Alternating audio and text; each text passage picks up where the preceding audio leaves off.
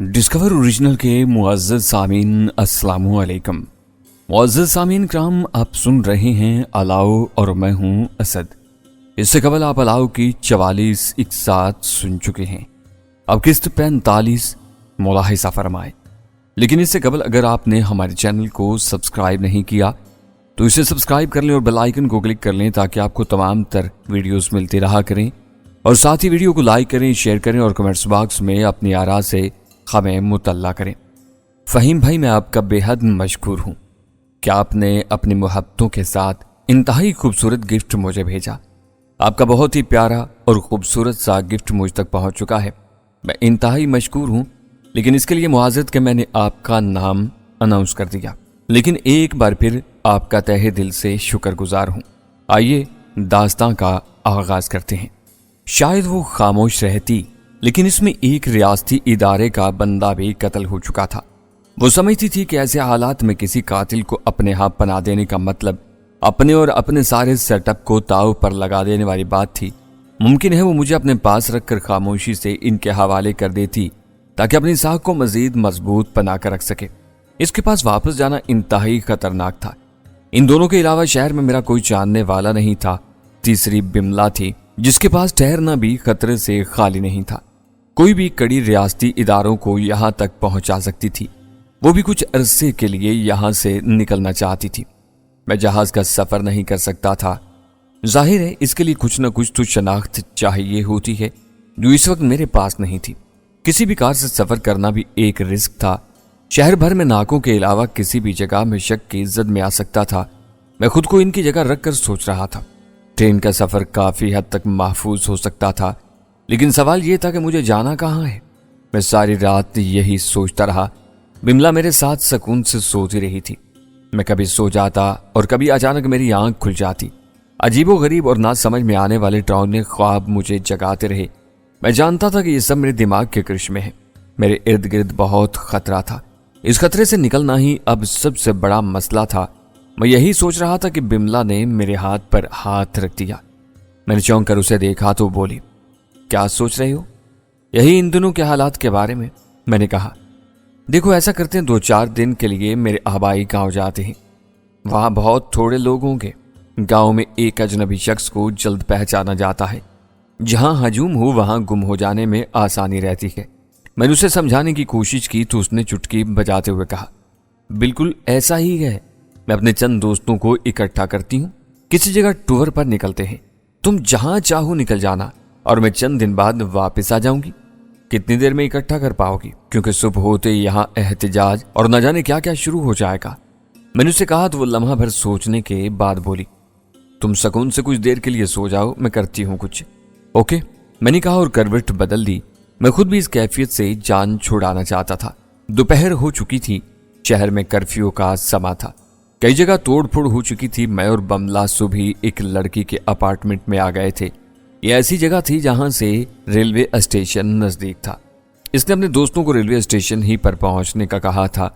मैं कमरे में पड़ा रहा और वो दोनों अपने दोस्तों से राब्ते में नहीं।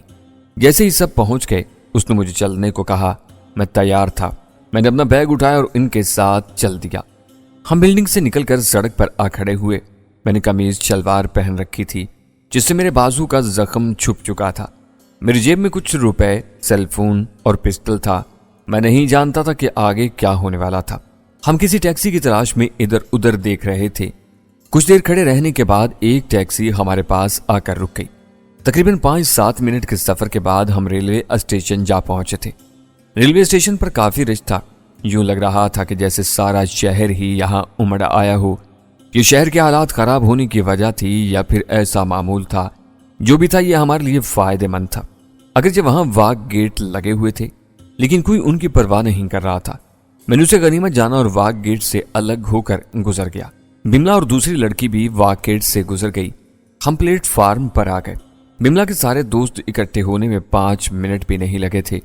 हम कुल 7 अफराद थे, जिनमें 4 लड़कियां और 3 लड़के थे। एक लड़का जो सबसे पहले वहां पहुंचा था, उसने टिकट खरीद लिए थे। इसी दौरान में ट्रेन आ गई। लोगों का रश एकदम से बढ़ गया था। मैं खामोशी से इनके साथ चलता चला जा रहा था। मेरा ध्यान इर्द गिर्द ज्यादा था। चंद लोगों पर मुझे शक गुजरा जैसे वो वहां पर खास ड्यूटी कर रहे हों। मैंने उसे अपना वहम समझा। हमने भी अपने अपने बैग उठाए और ट्रेन में सवार हो गए। वो एक स्लीपर था जिसमें खासी खुनकी थी। अभी मैं सबसे अजनबी था, सो खामोशी से सफर शुरू हो गया। तब मैंने बिमला से पूछा, हम जा कहाँ रहे? जैसलमेर। उसने एक ही लफ्ज कहा तो मैं चौंक गया। मैं उसे क्या बताता कि वो शहर मेरे लिए कैसा हो सकता था। मैंने बड़े सुकून से पूछा, कितना सफर होगा, मतलब कितने घंटे का? यही कोई 12-13 घंटे लगेंगे, उसने कहा, और बाकी दोस्तों की जानिब मुतवज्जा होगी। उसने बड़ी धीमी आवाज में मेरा तारुफ कराया और आंख दबाकर बोली, मेरा नया बॉयफ्रेंड। उसने कहा तो दबी दबी आवाजें उभरने लगीं। अच्छा है, हैंडसम है, वाह। तभी कहूँ अचानक प्रोग्राम। चलो तुम्हारे साथ हमारे भी मजे हो गए। मैं काफी हद तक दबाव में आ गया था। एक तो शहर से निकलना, दूसरा खैरियत से सफर गुजर जाने की ख्वाहिश, और तीसरा फिर से जैसलमेर। मैंने बता भी नहीं सकता था कि वहां पहले ही हम एक दास्तां छोड़ आए हैं। मैंने सोचा यहां से निकल जाएं, फिर बाकी बाद में सोचा जा सकता है। ए बिमला, वहां पर बुकिंग करा ली है ना किसी होटल वगैरह की? एक लड़के ने पूछा तो वो बोली, हाँ ना, सबके लिए एक एक अलग अलग कमरा। एक बचेगी, वो मेरे साथ रह लेगी, बेचारी। उसने कहा तो एकदम से कह के लग गए। मैं बस मजबूरी में धीरे से मुस्कुरा ही सका था। जैसलमेर रेलवे स्टेशन पर उतरे तो आधी रात से ज्यादा का वक्त गुजर चुका था। हम जयपुर में निकल आए थे और रास्ते में भी तकरीबन कुछ नहीं हुआ था। हमारे डिब्बे में बातें बड़े जोरों शोर से हो रही थीं। 4 बंदे ताश खेल रहे थे। तब एक अधेड़ उम्र सी खातून हमारे पास आ गई। उसने बहाना यही बनाया था कि वो भूल कर आ गई है, लेकिन मेरे समेत सभी समझते थे कि ये भूल कर आने वाली औरतें कैसी होती हैं। वो कुछ देर खामोशी से बैठी रही, फिर थोड़े बहुत सफर के बारे में सवाल जवाब करके उठ गई थी। बिलाशुबा वो ड्यूटी पर थी। उसे जहां भी शक होता वो रिपोर्ट करती। इसके जाने के बाद मैं अलर्ट हो गया, लेकिन जैसलमेर आने तक कुछ नहीं हुआ। यहां से निकलना एक बड़ा मसला था। मैं जानबूझकर लोगों के रश में आ गया, फिर वाघ गेट से अलग होकर निकलता चला गया। बाकी मेरे साथ आ गए। एक हाई एस वैन हमारे लिए होटल की तरफ से आई हुई थी। हम इसमें बैठे और चलती गए। अभी हम रास्ते ही में थे कि चचा अब्दुल मजीद का फोन आ गया। मैंने कॉल रिसीव की और बहुत मोहतात अंदाज में बात की। तुम इस वक्त कहाँ हो? जैसलमेर। मैंने कहा तो वो बोले, ओह वहां क्या कर रहे हो? बस आसमान से गिरा और खजूर में अटकने जा रहा हूं। मैंने गोल मोल से बात की जिसे वो फौरन समझ गए। तभी उन्होंने कहा, अच्छा जैसे ही जरा सुकून मिले मुझे बताना, मैं तुमसे एक अहम बात करना चाहता हूं। ओके, मैंने कहा और फोन बंद कर दिया। हम होटल पहुंच गए थे। वो होटल कभी शहर से बाहर था, अब वो आबादी में आ चुका था। अगर कहा जाए तो वो शहर से 4-5 किलोमीटर बाहर ही था। वो सब ऐश करने आए थे। इतना सफर उनके लिए कोई मानी नहीं रखता था। हमें कमरे मिल गए। सामान रखने के बाद जब फ्रेश हो चुके तो खाने के लिए लान में जा बैठे। खाने में अभी देर थी। मैं उठकर स्विमिंग पूल की जाने पड़ गया। अगरचे वहां चंद लोग नहा रहे थे, लेकिन इनका शोर नहीं था। मैं एक अंधेरे गोशे में जा बैठा। तभी मैंने चचा अब्दुल मजीद को कॉल की। कॉल रिसीव करते ही उन्होंने कहा, चलो ये अच्छा हुआ तुम जैसलमेर पहुंच गए। जब तुम यहां थे इन दिनों एक बात सामने आई थी, मिसिंग पर्सन वाली। वो नदीम डांडिया था जिसने तुम्हें बताया था कि वो मिसिंग पर्सन है। हाँ बिल्कुल मुझे याद है, वो नदीम डांडिया ही था। हाँ, तब से हमने यहाँ एक प्रोजेक्ट शुरू किया। देखे तो सही यहाँ कितने मिसिंग पर्सन हैं और वो क्या कर रहे हैं। फिर क्या हुआ? मैंने पूछा। पता चला कि यहाँ अकेडमी नुमा एक तरबियत का है, जहाँ सिर्फ और सिर्फ पाकिस्तान मुखालिफ ज़हन साजी की जाती है।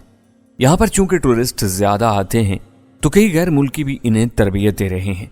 ये सब हमारे वतन के खिलाफ काम करने वाले हैं, चाहे वो वतन वापस आ जाएं या बाहर ही बैठे रहें। यह प्रोजेक्ट कहाँ तक पहुंचा? मैंने पूछा। जाहिर है इसे खत्म करना है। इसके लिए चंद लोग यहीं जैसलमेर पहुंच रहे हैं। पहले शायद 2-4 दिन लग जाते, लेकिन अब 1-2 दिन ही में आ जाएंगे अगर तुम चाहो तो। उन्होंने कहा तो मैं तड़प उठा। मैंने तेजी से कहा, कैसी बातें कर रहे हैं आप? नहीं, ऐसी वैसी कोई बात नहीं है। मैं दरअसल तुम्हारे लिए कुछ दूसरा सोच रहा था। इस सारे मिशन में जिस तंजीम ने सबसे ज्यादा काम किया था वो कल्याण जी है, और तुम समझते हो कि सत्याराम खत्म हो गया तो इसका बड़ा भी खत्म हो गया। नहीं, यह तंजीम तो पूरे भारत में फैली हुई है। मैंने कहा, नहीं, इतला बिल्कुल गलत है। यह सिर्फ राजस्थान तक महदूद है और भी चंद शहरों में इसका पूरा खोज निकला है। उन्होंने बताया। असल कहानी क्या है? मैंने इंतहाई तजस्सुस से पूछा। इसका बड़ा कल्याण आनंद इस वक्त पताया में बैठा है। इसका ताल्लुक उदयपुर ही से है। वो एक बहुत बड़ा मुजरिम था, खुद रियासत उससे तंग थी। उसने रियासत से कुछ दो कुछ लो पर डील कर ली। वो डील ये थी कि अपने काम के साथ वो रियासत का काम भी करेगा। वो यहां से निकलकर पताया चला गया। वो दोनों जगहों पर अपना नेटवर्क बनाने में कामयाब रहा। ओह, तो वो पताया में है? क्या वहां इसका पता चल गया है? कहाँ है? मैंने ससराते हुए लहजे में पूछा। अभी इसमें कामयाबी नहीं हुई। मैंने तुम्हें इसलिए बताया है कि अपने जहन पर यह कल्याण जी वाला बोझ खत्म कर दो, क्योंकि यहां जितने भी कल्याण जी मारोगे इतने मजीद पैदा होते चले जाएंगे। इन्होंने समझाते हुए कहा तो मैंने तेजी से पूछा, और अगर इसी सांप का सर कुचल दिया जाए तो फिर यही हो सकता है कि इनका नेटवर्क टूट जाएगा। उन्होंने पुरसकून लहजे में कहा। क्या मैं बताया जा सकता हूं? मैंने दबे दबे जोश से पूछा। अगर तुम चाहो तो यह मिशन तुम्हारा मुंतजिर है, उन्होंने पुरजोश लहजे में कहा। यह मिशन मैं ही निपटाऊंगा, मैंने एक अज़्म से कहा। तो ठीक है, यहां पर एकेडमी वाला काम खत्म करो, कल तक कुछ लोग तुम्हें रिपोर्ट करेंगे, उन्होंने कहा। मैं इंतजार करूंगा, मैंने कहा तो उसने कॉल बंद कर दी। मैं जितना भी इस पर गौर करता जा रहा था, मेरे अंदर की कैफियत बदलती जा रही थी। मैंने फोन जेब में रखा और बिमला के पास आ गया। वो सब खाने में मसरूफ थे। दिन काफी चढ़ आया था। हम उसी कले के सामने थे जहां ओदे राम के कहने पर मैंने एक कत्ल किया था। इसी कले में वो रिजॉर्ट था। एक ही दम से मुझे महादू कर याद आ गया, इस बेचारे का पता नहीं क्या बना होगा। उसने आखिरी वक्त तक मेरा भरपूर साथ दिया था। जिसकी याद की ओट में मानसी झांकने लगी, उस सांवली सी लड़की ने मेरा बहुत साथ दिया था। मैं इनके ख्यालों में खोया हुआ था कि बिमला ने मेरे बाजू में हाथ डाल दिया। कहाँ खोए हुए राजा जी? यही सोच रहा हूं कि ये कला बनाने वाले लोग कैसे थे। उस वक्त क्या माहौल होगा जब यह कला बना था। जिंदगी कैसी होती होगी, मैंने खोए खोल लहजे में कहा। वो जैसी भी होगी, हमें उससे क्या। इस वक्त का सोचो जो तुम्हारे हाथ में, इंजॉय करो ना, उसने मेरे साथ लगते हुए कहा। वैसे बिमला, तुम्हें अपनी इस अकेली दोस्त का कुछ ख्याल नहीं? किस तरह तनहा है वो, कितनी परेशान सी लग रही है। मैंने उसे याद दिलाया। अब इसका दोस्त नहीं आया तो मैं क्या करूं? अगर तुम्हें इतना ही ख्याल है तो तुम दे दो ना उसे कंपनी, उसने तंजिया अंदाज में कहा। तो मैं कहका लगाकर हंस दिया। हमारे एक साथी ने टिकट खरीद लिए थे और हम अंदर जाने को तैयार थे। कुछ साथी अंदर चले भी गए थे कि दो अफराद हमारे सामने आकर खड़े हो गए। वो दोनों मकामी लगते थे। इन्होंने मकामी लिबास के बजाय बड़ी नफीस शर्ट और पतलूनें पहन रखी थी। इसके साथ इन्होंने टाई भी लगाई हुई थी। इनमें से एक पतले से लंबे आदमी ने अंग्रेजी में पूछा, क्या मैं आपसे पूछ सकता हूं कि आप लोग कहां से आए हैं? जयपुर। हम जयपुर से आए हैं, मैंने बड़े एतमाद से कहा। मैं समझ गया था कि वो फोर्स का आदमी है और उसे हम पर शक पड़ गया है। वहां किस जगह से? उसने मेरी जानिब गौर से देखते हुए कहा। जगतपुरा से, मैंने तेजी से कहा। यहां कहां ठहरे हैं? उसने फिर मेरे चेहरे पर देखते हुए पूछा तो मैंने होटल का नाम बता दिया। वो सर हिलाता हुआ शुक्रिया कहकर चला गया। दूसरा भी उसके पीछे बढ़ गया। वो इस तरीके से पूरी तरह वाकिफ था। अगर किसी पर यूं शक पड़ जाए तो उससे सवाल किए जाते हैं। सवाल करने और जवाब लेने के दौरान चेहरा, आवाज और लहजा देखा जाता है। यही तीनों शक को यकीन में बदलते हैं। शक फिर भी रहता है क्योंकि अहमियत इस बात की होती है कि शक हुआ तो हुआ क्यों। काफी आगे जाकर हम एक टोली में शामिल हो गए। मैं जानता था कि हमें देखा जा रहा होगा।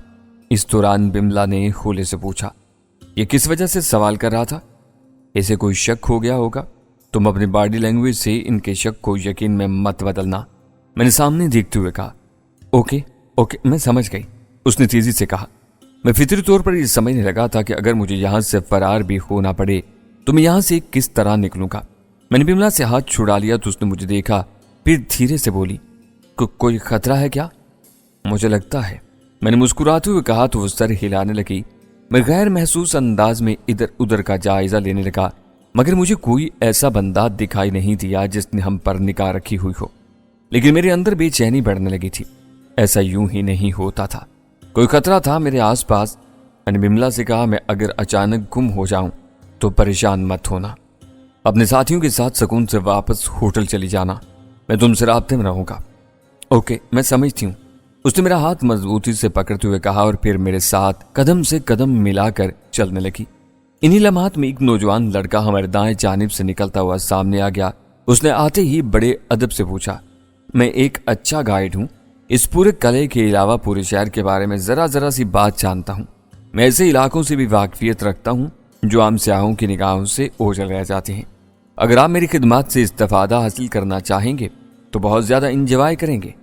शुक्रिया अपने बारे में बताने का, लेकिन हमें किसी गाइड की ज़रूरत नहीं, हम खुद ही इंजॉय कर लेंगे। बिमला ने इनकार करते हुए कहा। लेकिन आप? उसने कहना चाहा तो मैंने हाथ के इशारे से उसे रोकते हुए संजीदगी से कहा, मैम ने तुम्हें कह दिया सो आप जाओ। वो चंद लम्हे हमें देखता रहा, फिर आगे बढ़ गया। मैंने उस पर निगाह रखी कि वो किसी दूसरे को भी अपनी खिदमत पेश करता है या सिर्फ हमारे लिए ही यहाँ आया था। इस वक्त मुझे हैरत हुई जब वो लोगों की भीड़ में अचानक गुम हो गया। मैंने एक तवील सांस ली और समझ गया मुझ पर तो शक इन्हें हो ही गया था। अब वो मुख्तलिफ हीलों से मुझे परेशान करना चाहते थे कि अगर मैं भड़क उठता हूँ या कुछ भी ऐसा वैसा करता हूँ तो वो मुझ पर हाथ डाल सकें या फिर छोड़ दें। हम काफी देर घूमने के बाद खाने की एक जगह पर आ बैठे। वहां बैठे बैठे मैंने अपने चारों तरफ निगाह घुमाई, कोई भी करीब करीब मुझे दिखाई नहीं दिया। वहीं बैठे मुझे कॉल आ गई। वो इरफान हमीद था। वो कुछ देर पहले ही जैसलमेर पहुंचा था। वो एक मकामी के घर पर आ चुका था, वहीं से उसने मुझे कॉल की थी। इसके साथ ही उसने वो ठिकाना बता दिया जहां हम मिल सकते थे। वो वक्त आ गया था जब मुझे बिमला से अलग होना था। मैं खामोशी से उठा और वॉशरूम्स की जानिब बढ़ गया। मैंने वहां ज्यादा वक्त नहीं लगाया, बाहर निकला और बजाय बिमला की तरफ जाने के वहां से निकलता चला गया।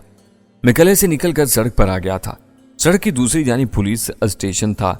मैंने बड़े सुकून से एक टैक्सी वाले से बात की और चल पड़ा। इरफान ने मुझे जिस ठिकाने के बारे में बताया था मैं इससे थोड़े ही फासले पर उतर गया। मुझे यही खतरा था कि मेरा ताक़ुब किया जा रहा होगा। मैंने अदायगी की और पैदल चलने लगा। तकरीबन 1 घंटे तक इधर उधर फिर कर मैंने यकीन कर लिया कि कोई मेरा पीछा नहीं कर रहा है।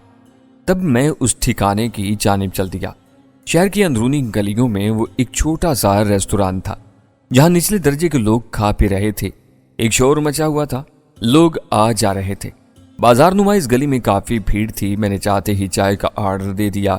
मेरे सामने इरफान बैठा था। उसने मुझे देख लिया। निगाहों ही निगाहों में सलाम दुआ भी हो गई। तब उसने मुझे मैसेज दिया, इतनी एहतियात क्यों? न जाने क्यों मुझे लगता है कि मेरा ताक़ुब किया जा रहा है।